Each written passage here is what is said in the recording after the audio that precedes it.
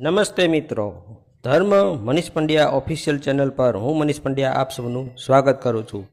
મિત્રો, પુરુષોત્તમ માસ વ્રત કથામાં આજની કથા મૌન વ્રત. અવંતીપુરીમાં એક વેદપાઠી બ્રાહ્મણ રહેતો હતો. તે વ્રતધારી હતો. ઘણા વ્રત કરવાને લીધે તેનો દેહ જર્જરિત થઈ ગયો હતો. આવી હાલત હોવા છતાં એક વેળા તેણે અધિક માસમાં અખંડ ઉપવાસ કરીને પુરુષોત્તમ વ્રત કરવાનો સંકલ્પ કર્યો. જ્યારે અધિક માસ આવ્યો ત્યારે તેણે પુરુષોત્તમ વ્રત આદર્યું. પહેલા દિવસનો ઉપવાસ તેને બહુ વસમો લાગ્યો. તેનો જીવ ગભરાવા લાગ્યો.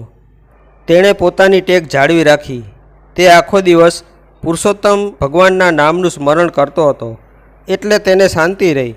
2 દિવસ તો ઉપવાસના જેમ તેમ કરીને કાઢી નાખ્યા, પરંતુ ત્રીજા દિવસે એ એટલો બધો અશક્ત બની ગયો કે તેના બોલવાના હોશ રહ્યા નહીં.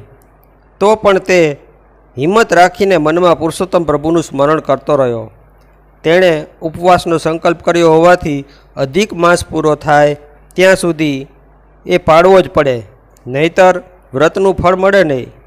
ધર્મ પ્રત્યે, વ્રત પ્રત્યે તેને બહુ જ રાગ હતો, એટલે નિયમને તે વળગી રહ્યો. બ્રાહ્મણની શ્રદ્ધા ભક્તિ જોઈ પુરુષોત્તમ ભગવાન તેની વહારે ધાયા. તેમણે બ્રાહ્મણને સ્વપ્નમાં દોરવણી આપી કે, હે ભક્ત, કોઈ પણ વ્રત આદરતા પહેલાં પૂરો વિચાર કરવો કે તેના નિયમો પાળી શકાશે કે નહીં. વ્રત આદર્યા પછી અધૂરું મુકાય તો એનું ફળ મળતું નથી.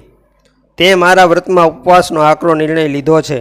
તે તારા ગજા બહારની વાત છે, એટલે તારી શ્રદ્ધા ભક્તિથી પ્રેરાઈને હું તને દોરવણી આપું છું કે તારે વ્રત પૂરું થતાં સુધી સ્નાન અને ભોજન કરતી વેળાએ મૌન રાખવાનું. તો જ તું એકટાણું કરી શકે છે. મૌન વ્રતનો મહિમા મોટો છે.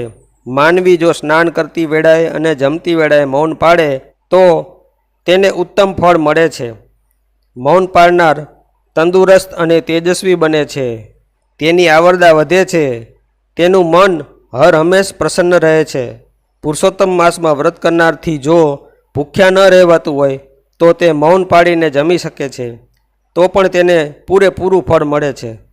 બીજા દિવસથી તેણે પ્રભુના આદેશ મુજબ સ્નાન અને ભોજન કરતી વેળાએ મૌન રાખવા માંડ્યું. તે એક ટાણામાં એક જ પ્રકારના અન્નની વાનગી ખાતો હતો. ધીમે ધીમે તે તંદુરસ્ત બનતો ગયો અને શક્તિ આવવાથી વધુને વધુ પ્રભુનું સ્મરણ કરતો રહ્યો. જોત જોતામાં અધિક માસ પૂરો થઈ ગયો ને વ્રતધારીઓએ વ્રતના ઉજવણા પણ કર્યા. બ્રાહ્મણે પણ ઉજવણું પોતાની શક્તિ પ્રમાણે કર્યું.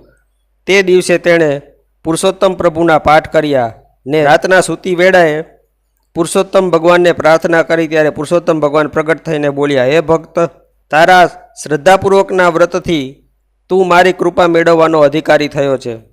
તારી જે ઈચ્છા હોય તે મને કહે, તારી ઈચ્છા હું પાર પાડીશ. આજે તું માગતા ભૂલ્યો ને હું આપતા ભૂલ્યો. ત્યારે બ્રાહ્મણે 2 હાથ જોડીને કહ્યું, ભગવાન, હું મારા માટે કંઈ પણ નથી માગતો, પણ લોકોના કલ્યાણ માટે એટલું જ માગું છું કે લોકોની સેવા કરી શકું, દુનિયાના દુઃખ ટાળી શકું એવી સિદ્ધિ મને આપો, જેથી ભક્તિ સાથે શક્તિ મુજબ લોકોની સેવા પણ કરી શકું ને અંતે મારી સદગતિ થાય. મને વૈકુંઠના દર્શનનો લાભ મળે એટલી જ મારી ઈચ્છા છે. તથાસ્તુ. બ્રાહ્મણે સાંભળ્યું, પરંતુ ભગવાન ત્યાં ન હતા. બ્રાહ્મણ મૌન વ્રત પાળનાર પુરુષોત્તમ ભગવાનની પ્રસન્નતા પામ્યો હતો. તેથી તે જ્યાં જ્યાં કથા કરવા જતો ત્યાં ત્યાં કથાની વચમાં શ્રોતાઓને મૌનનો મહિમા સમજાવતા કહેતો હતો કે, હે ભાવિકો, આપ આજથી નિયમ લો કે દિવસમાં 4 કલાક મૌન રાખશો, અઠવાડિયામાં 1 દિવસ મૌન રાખશો. જો આટલું પણ ન બની શકે તો રોજ સ્નાન કરતી વેળાએ અને ભોજન કરતી વેળાએ જરૂર મૌન પાળજો. તેથી આપને અનેક લાભ થશે. મૌનનો મહિમા એટલો પ્રબળ છે કે જે 12 વર્ષ મૌન પાળે છે તેને વચન સિદ્ધિ પ્રાપ્ત થાય છે. જે મનુષ્ય વધુ સમય મૌન પાળે છે તેના પર ભગવાનની કૃપા ઉતરે છે. આ ઉપરાંત બ્રાહ્મણ કથામાં વ્રત નિયમના અનેક લાભ લોકોને કહેતો હતો. આથી લોકોમાં ધર્મ પ્રત્યે શ્રદ્ધા વધવા લાગી અને તેમના તરફથી બ્રાહ્મણને પૈસા, ટકા, અન્ન, વસ્ત્ર મળવા લાગ્યા. તેમને પોતાની જરૂરિયાત જેટલું રાખી બાકીનું દીન દુખિયાઓ માટે એ દાન કરી દેતો હતો. આથી તેની કીર્તિ પણ વધવા લાગી. તે જીવ્યો ત્યાં સુધી તેણે ધર્મોપદેશ કર્યો અને લોકોની ઘણી સેવા કરી. જ્યારે તેનું આયુષ્ય પૂરું થયું ત્યારે તેને વૈકુંઠમાં લઈ જવા દેવ વિમાન આવ્યું અને દેવદૂતો તેને દેવ વિમાનમાં બેસાડીને વૈકુંઠ લઈ ગયા. હે પુરુષોત્તમ ભગવાન, તમે ઉપવાસી વ્રતધારી બ્રાહ્મણને જે રીતે ફળ્યા તેવા અધિક માસમાં પુરુષોત્તમ વ્રત કરનારને, વ્રતકથા સાંભળનાર અને વાંચનારને ફળજો ને તેના મનના બધા જ મનોરથ પૂર્ણ કરતા રહેજો. જય પુરુષોત્તમ ભગવાન.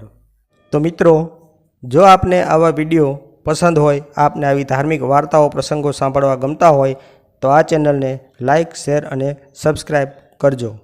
ધન્યવાદ.